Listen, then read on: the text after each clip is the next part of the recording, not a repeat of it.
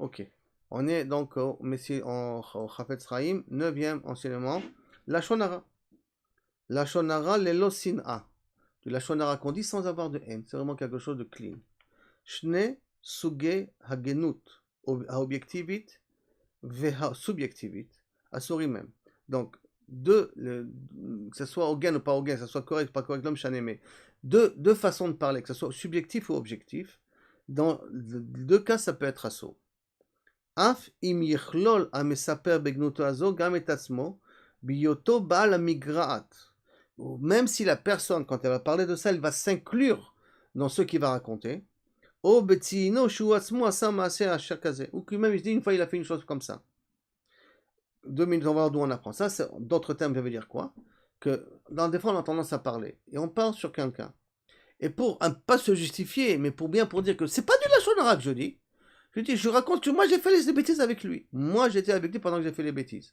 En m'incluant, qu'il ou à mes yeux, j'enlève la gravité du lachon hara. Et bien, nous apprend le Rav, ça s'appelle quand même du lachon hara. Et d'où on apprend que même en s'incluant, ça s'appelle du lachon hara. Les médim zo mikpedato chez la Koshbokhu à la Navi Ishayahu. Que Ishayahu, s'il a eu une mort atroce, son petit-fils l'a coupé en morceaux. Il a coupé son grand-père en morceaux. Le Ishayahu, le petit-fils, c'est Ménaché, le fils de Chizkiyahu Amelech, a attrapé son grand-père, parce qu'il a continué à lui faire des remontrances, il l'a coupé en petits morceaux. Et pourquoi Yoshiyahu il est mort d'une mort si atroce? Beshel Dvara, parce qu'il a dit la phrase suivante, Ki ish temes fataim, car je suis un homme avec la bouche sale,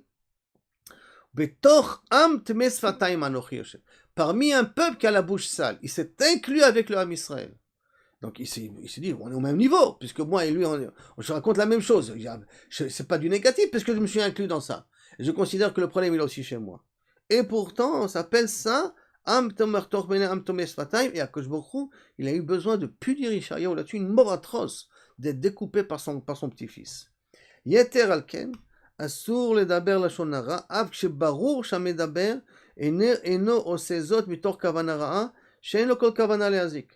De la même façon, on n'a pas le droit de raconter ou de parler du lachon hara, même si on sait que Kaviachol, la personne qui parle, elle n'a aucune intention de nuire à la personne. Stam, elle veut raconter une histoire, elle ne veut pas lui faire du mal. Mais malheureusement, ça a une connotation négative, alors à ce moment-là, ça rentre dans la catégorie du lachon hara, même que je n'ai pas de mauvaise intention. ואסור לאדם לדבר דבר גנאי על שום אדם אחר, אף לא על בני משפחתו הקרובים אליו ויותר. Là, c'est très dur. Même si c'est ton frère, ta soeur, ton cousin, des gens qui sont proches à toi, qui sont de ta famille, tu vas dire, quel est le problème? C'est de ma famille, je vois pas où est le problème, Birkla. Même de gens qui sont de ta famille, qui sont proches, tu n'as pas le droit de raconter du lachon hara là-dessus. Mais Kitso, on peut parler que de livret Torah et que de choses positives. Choses négatives ne devraient pas exister chez le Ham Israël. Kaviachol, inexistant chez nous, en dehors du bataillon. Tellement c'est grave. Même de ta famille, même des gens qui sont proches, même des gens qui sont, qu'est-ce qu'il y a? C'est rien, c'est mon frère, j'ai dit rien de grave. On se comprend. Non, même ça rentre dans la catégorie du lachon hara. Des fois, ça peut souvent arriver, hein. Là, tu parles avec ta mère et ta mère te dit sur ton frère, tu as vu ton frère, qu'est-ce qu'il a fait? Oui, je sais, je l'ai vu, il a fait ça et ça. Ben, c'est ton frère. Et alors? C'est pas grave, ça, entre familles, on résout le problème.